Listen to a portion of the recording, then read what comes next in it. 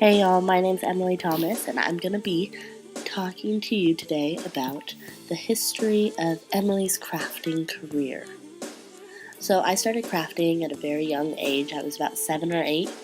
I started crocheting with my great aunt, and we would go over to her house every Tuesday and Thursday, me and my sister would, and she would teach us how to crochet.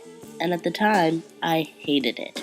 I was so miserable, I didn't want to be there, and at the end of the day, I just went because I wanted to spend time with my great aunt because she was getting old. With that being said, 3 years later, we finally stopped doing these. She moved away, and I decided to start my own business. And so I started Bows by N, which is a cheerleading apparel slash bow company that I started because my mother wouldn't buy me a bow, and she said, if you want one, make one.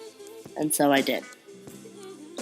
At the beginning of Bows by M, I didn't think it was going to get as big as it did, but it actually took off in a huge way and starting becoming too big for me to handle.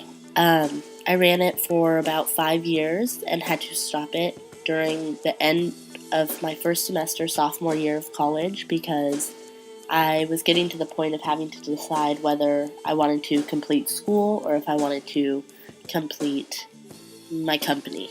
And school is more important to me, so that's where that led me. And now I just craft for fun. A lot of the time, I just make decorations for my apartment, or I paint my room 20 million different colors and things like that. But at the end of the day, crafting is just a way for me to express my personality and, show people who Emily Thomas really is. And that's really what crafting is all about, because the best thing that you could ever be called is creative. And that's my crafting story.